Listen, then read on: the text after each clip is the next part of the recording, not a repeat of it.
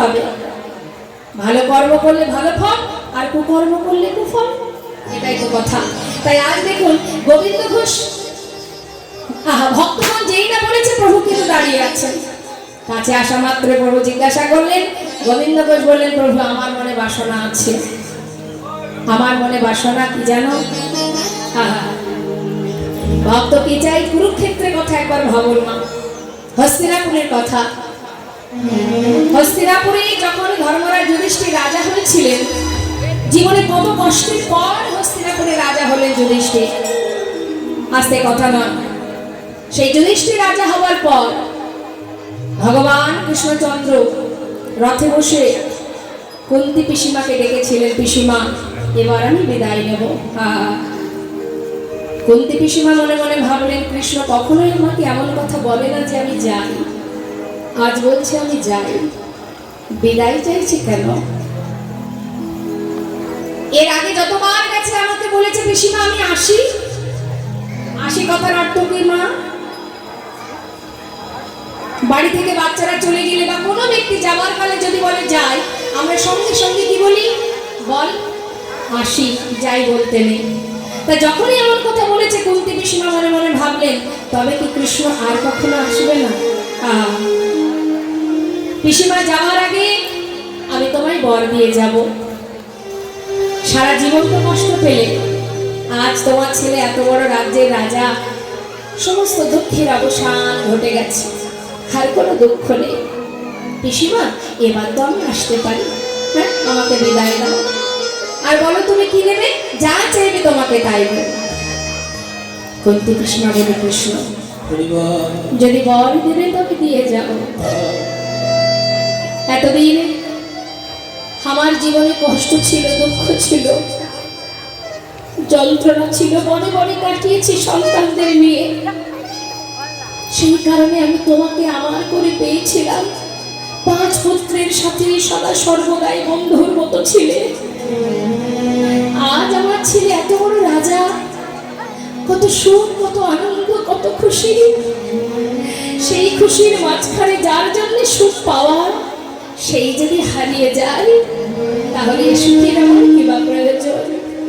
তাই যেতেই যদি চাও চলে যাও। যাবার আগে জীবনের আর যেটুকু সময় নিঃশ্বাস প্রশ্বাস আমার চলবে, সেইটুকু সময় তোমার কাছে হাজার দুঃখ কষ্ট যন্ত্রণা পেতে চাই। নিয়ে যাও কৃষ্ণ, আর যত দুঃখ আছে, আর যত যন্ত্রণা আছে, সবটুকু আমায় দিয়ে যাও। কারণ প্রতিটা মুহূর্ত যাতে তোমাকে স্মরণ করতে পারি। সুখে থাকলে তো তোমায় ভুলে যাব। আজ সুখের নাগাল পেয়েছি বলে তুমি চলে যেতে চাইছো, তবে দাও, হাজার কষ্ট হাজার দুঃখ দাও।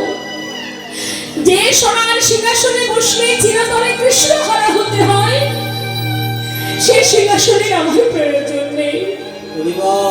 জীবনের বাকি যে কটা দিন বাঁচব, যেমন করে এতদিন তুমি আমার কাছে ছিলে, আমি তেমন করে তোমায় পেতে চাই। কৃষ্ণ নেমে আয় বাবা, নেমে আয়। যে সিংহাসনে বসলে কৃষ্ণ জনমের মতো চলে যায়, সেই সিংহাসনের আমার কোনো দরকার নেই। চল চল আমরা বাকি জীবনটা বনে কাটিয়ে দিই। কৃষ্ণ তো কাছে পাবো, কৃষ্ণ ছাড়া আর কিচ্ছু চাই না আমি।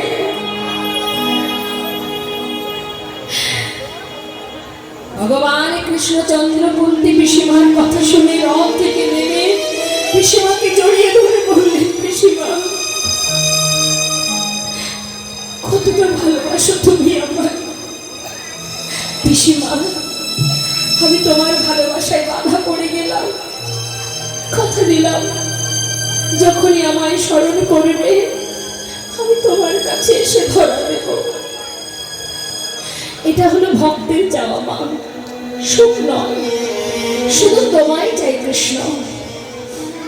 তাই আজ গোবিন্দ ঘোষকে যেই না বলেছে, বলো গোবিন্দ তোমার কি বাসনা?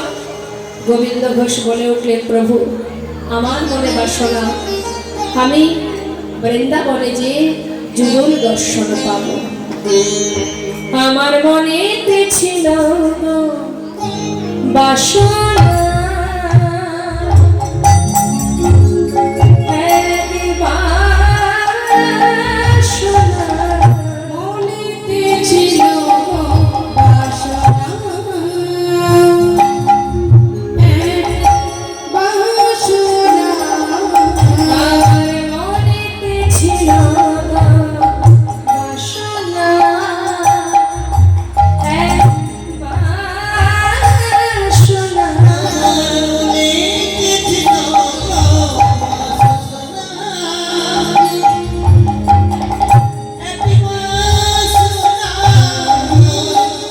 যাব মধুর বৃন্দাবন,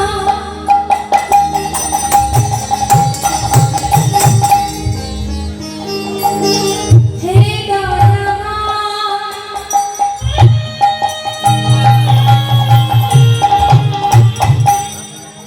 ও গো কৃপাময়,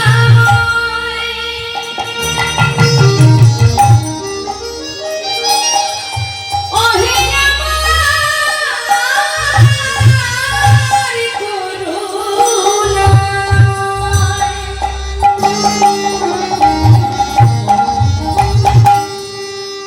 ওহে আমার, ওহে আমার দয়াল হরি,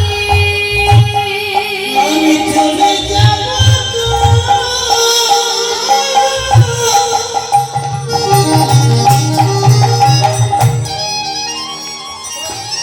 ওই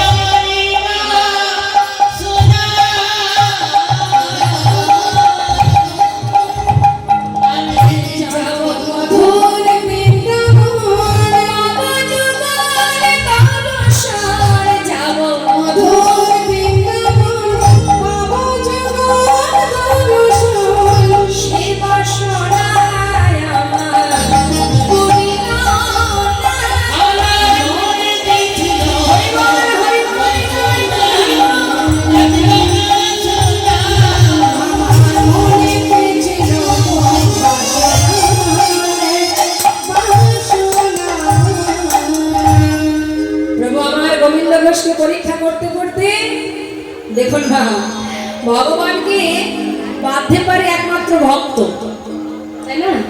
আর ভক্তই পারে ভগবানের কাছে জোর খাটাতে। আমি আপনি পারবো না, যে প্রকৃত ভক্ত সেই পারবে জোর খাটাতে। যেমন ভাবে তেমন ভাবে তাকে নাচাবে, তাকে হাসাবে। ভগবান কি বললেন?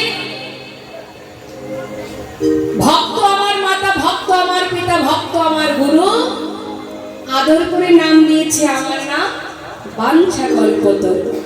ভক্ত দিলে খায়, না দিলে উপবাসী যায়। ভক্তের হাতে প্রেমের ডুরি, ভক্ত যেদিকে ঘোরায় আমি সেই দিকে ঘুরে। তার মানে ভগবান বাধা আছে কার কাছে? আপনাদের কাছে। ভক্তের হাতে তিনি বাধা করে আছেন। একমাত্র ভক্তি ডোরেই বেঁধে ফেলা, তাকে যায়, অন্য কিছু দিয়ে পাবেন না। যদি মনে করেন আমার অনেক টাকা পয়সা আছে, টাকা পয়সা দিয়ে ভগবানকে বাঁধবো না। যদি ভাবেন আমার অনেক পাণ্ডিত্য আছে, আমি অনেক শাস্ত্র পড়েছি, আমি তাকে বাঁধতে পারবো, পাণ্ডিত্য দিয়ে বাঁধা যাবে না, কিচ্ছু দিয়ে বাঁধা যাবে না। একমাত্র শুদ্ধ ভক্তি। এই ভক্তি ছাড়া তাকে পাওয়া যায় না, বিশ্বাস করতে হবে। তার একটা সুন্দর প্রমাণ একটু দিই, শুনুন মা। এক ভক্ত গেছে অযোধ্যায় বেড়াতে।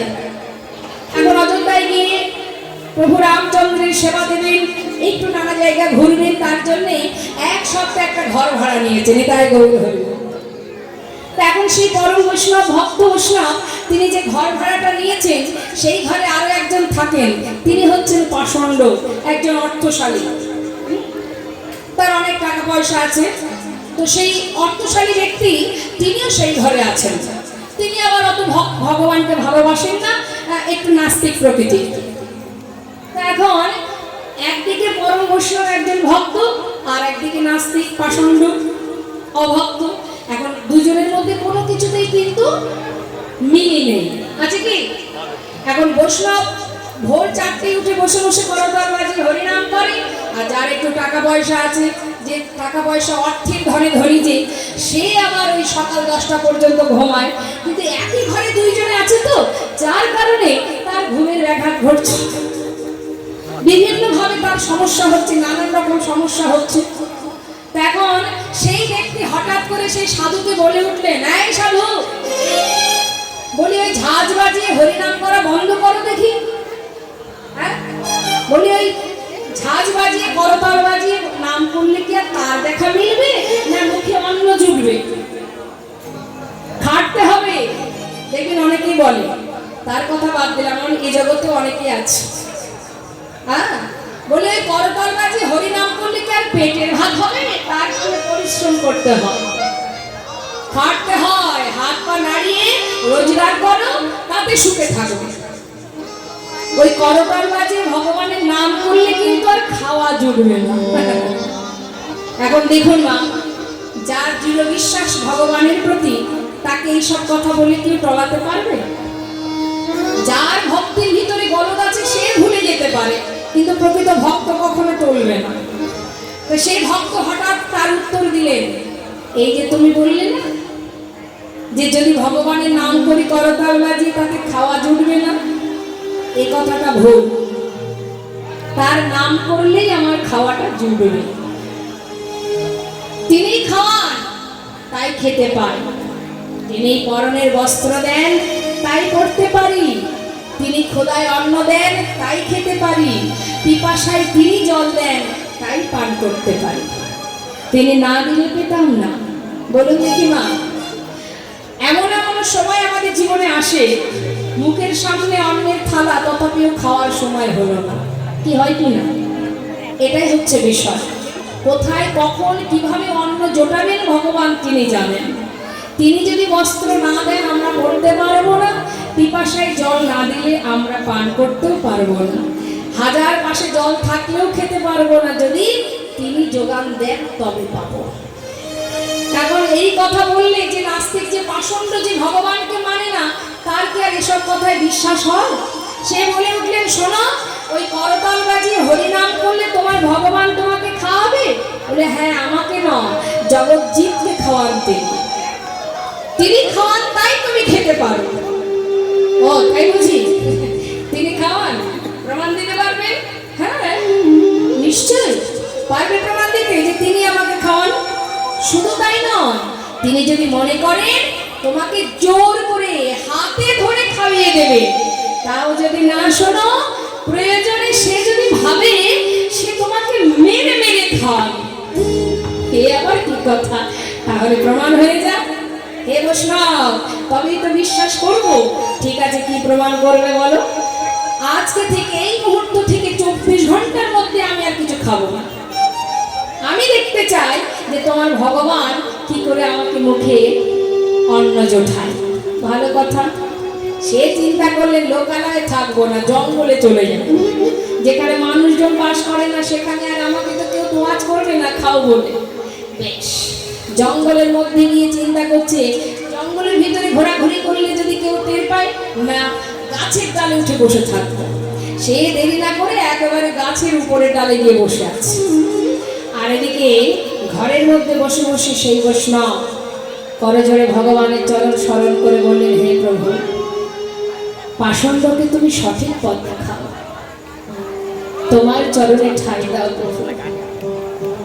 আমার মান থাকুক বা না থাকুক তাতে আমার কোনো আসে যায় না। শুধু তোমার কাছে আমার একটা বাসনা, যে এখনো সঠিক পথ খুঁজে পেল না, যে তোমায় চিনতে পারলো না, তাকে সঠিকভাবে, তাকে তার শান্তির আলো, সুখের আলো, জীবনের আলোর পথ দেখিয়ে দাও। মুক্তি করো, কৃপা করো প্রভু। ঘরে বসে ভক্ত কাঁদছেন ভক্তের জন্য। ভগবান করুণাময়, কৃপাময়। গাছের ডালে বসে আছে, 24 ঘন্টার ব্রত করেছে, দেখবো তোমার ভগবান কেমন আমায় খাওয়ায়। সেই পাষণ্ড বসে আছে, হঠাৎ জঙ্গলের ভিতর দিয়ে একজন ব্যক্তি হেঁটে যাচ্ছে। অনেক পথ হেঁটে আসতে আসতে মনে মনে ভাবছে, তাই তো বড্ড খিদে পেয়েছে, ঘর থেকে যে খাবারগুলো এনেছি সেগুলো না হয় একটু খেয়ে নিই। তাই সুন্দরভাবে জঙ্গলের ওই পরিষ্কার জায়গায় খাবারগুলো সাজিয়েছে। সাজিয়ে যেই না মুখে দিতে যাবে, হঠাৎ জঙ্গলের ভিতর থেকে একটা ঘোড়ার পায়ের শব্দ শুনতে পাচ্ছে।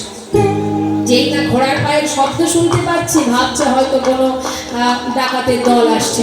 হ্যাঁ, হয়তো কোনো ডাকাতের দল জঙ্গলের মধ্যে আসছে। এবার সেই ব্যক্তি একা বসে আছে, একা একা খাবে বলে বসেছিল।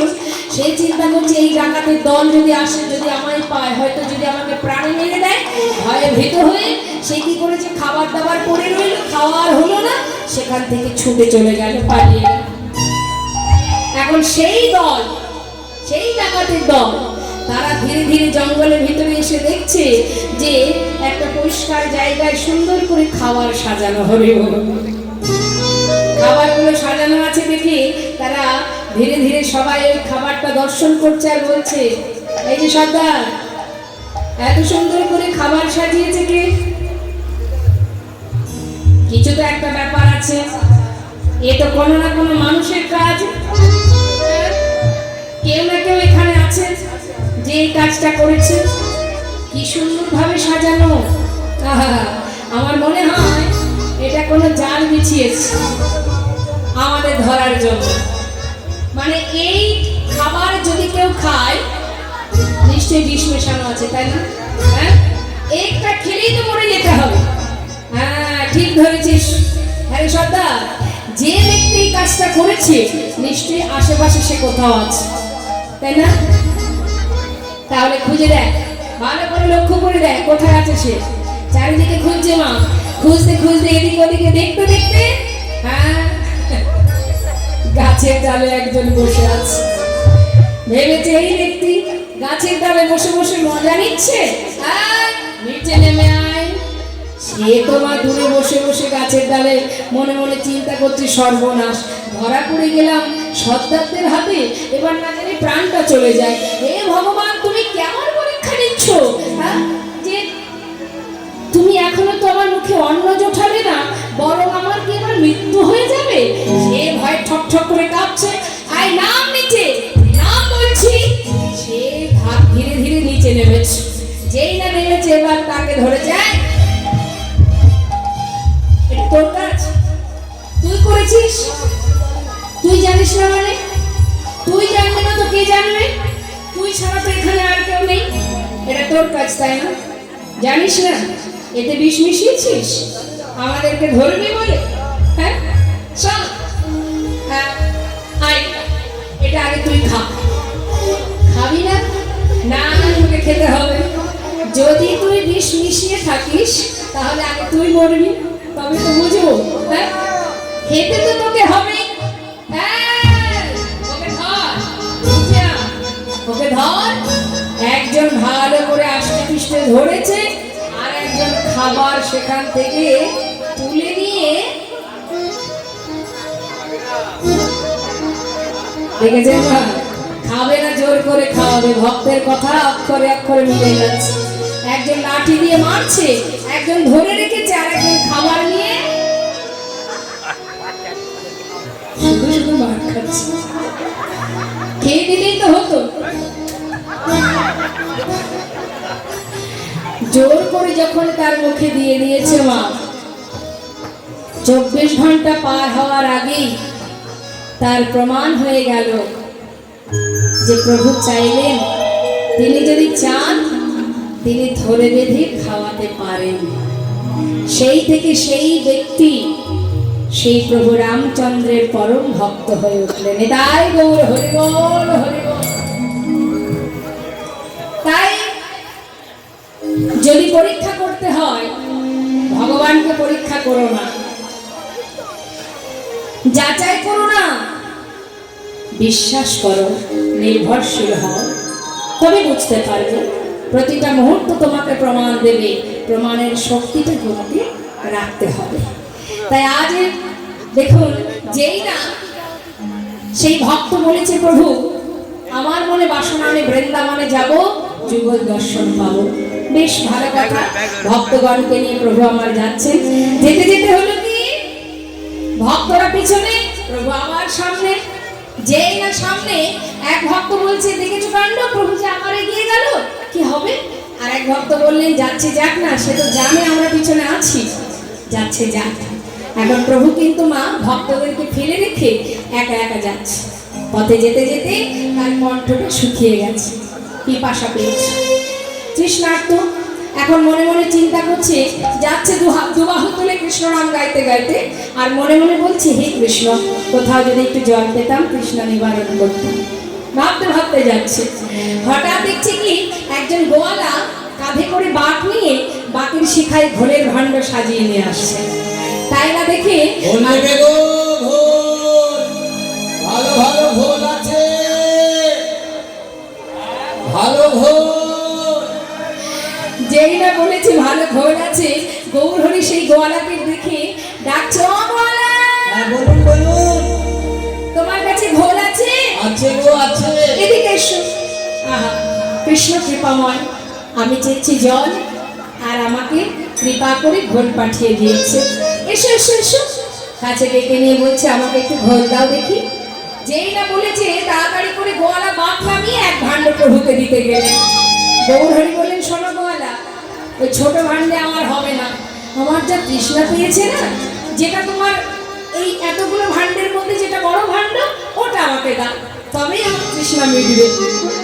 এখন সবচেয়ে বড় ভাণ্ডের ঘোলটা প্রভু সেবা করবেন শুনে গোয়ালার মনে আনন্দ ধরছে না। সে মনে মনে চিন্তা করছে, যাক বাবা, এত বড় ভাণ্ডের ঘোল যদি ঠাকুর খেয়ে দেয়, তাহলে আমাকে আর বেশি দূর গ্রামে ঘোরাঘুরি করতে হবে না, তাড়াতাড়ি করে বিক্রি করে ঘরে চলে যেতে পারবো। খুব আনন্দ হচ্ছে। আবার মনে মনে বলছি, ঘুম থেকে উঠে কার মুখটা যে দেখেছিলাম, দিন যে আমার এত ভালো যাবে আমি ভাবতেই পারিনি। যাক যাক, ও ঠাকুর দিচ্ছি, এক্ষুনি দিচ্ছি। ছোট ভাণ্ডগুলি নিচে রেখে বড় ভাণ্ডটা প্রভুর হাতে দিয়েছে। গৌরহরি এক ভাণ্ড ঘোল সেবা করে খালি ভাণ্ডটা দিয়ে বললেন, ধরো, কৃষ্ণ কৃপাময়, তোমার যেন কৃপা করে। গোয়ালা চিন্তা করছে, ঠাকুর দামটা বের করুক, ততক্ষণে ভাণ্ডগুলি গুছিয়ে নিই। মনের আনন্দে ভাণ্ড গোছাচ্ছে, খুব আনন্দ, খুব খুশি। হঠাৎ তাকিয়ে দেখছি কি প্রভু চলে যাচ্ছে। চিৎকার করে ডাকছে, ও দাম, আহা, ও ঠাকুর, ঠাকুর ঠাকুর। কি হচ্ছে মানে? আরে ঘোল খেয়েছো, ঘোলের দামটা দেবে না? ঘোলের দামটা দিয়ে যাও। ঘোলের দাম নেই? তাহলে ঘোল খেলে কেন? আগে বলনি কেন? এখন কিনা ঘোল খেয়ে বলছো দাম নাই? তা তো হবে না, আগে দাম দেবে তারপরে যাবে। হ্যাঁ, তুমি কি গো, সবচেয়ে বড় ভাণ্ডের ঘোল খেয়ে এখন কিনা বলে দাম নাই? দেখো ঠাকুর, আমি অত শত জানি না, আগে দাম দেবে তারপরে যাবে। গৌরহরি বলছে, দেখো, আমি তো সন্ন্যাসী, আমি করি কোথায় পাই বলো? আমার কাছে কোনো করি নেই। ঘুম থেকে উঠে কার মুখটা যে দেখেছিলাম, সেই অপায়া অলক্ষণে ওর মুখ দেখে আজ আমার দিনটা এত খারাপ। আর কোনোদিন তার মুখ দেখে বেরোবো না। এত বড় ভাণ্ডের ঘোল খেয়ে ঠাকুর হ্যাঁ বলে কিনা তার কাছে করি নাই। কপাল চাপড়াচ্ছে। প্রভু আর কি করবে? ভক্ত কাঁদছে, তোমার কাছে এসে বলছে, ভক্ত কেঁদো না, শোনো, তোমার ঘোলের দাম চাই, তাই না? শোনো গোয়ালা, আমার কাছে তো করি নেই, কারণ আমি সন্ন্যাসী। পিছনে না অনেক ভক্ত আসছে, তাদের কাছে তুমি বলবে, দেখবে তারা তোমার ঘোলের দাম দিয়ে যাবে। বেশ, ঠাকুর বলেছে যখন, নিশ্চয়ই মিথ্যা হবে না। প্রভু আমার চলে গেলেন। মা গোয়ালা কিন্তু দাম নেবার জন্য বসে আছে পথের ধারে। আর এদিকে অগণিত ভক্ত, তারা তো আর কিছুই জানে না যে এত কিছু কাণ্ড ঘটিয়েছেন গৌরহরি। তারা এবার প্রভুকে অনুসরণ করে পাঁচু পাঁচু ছুটতে ছুটতে আসছে। মুখে নাম, কৃষ্ণ নাম, ভগবানের চরণ, গৌরহরি চরণ স্মরণ করতে করতে আসছে। মন লাগুনে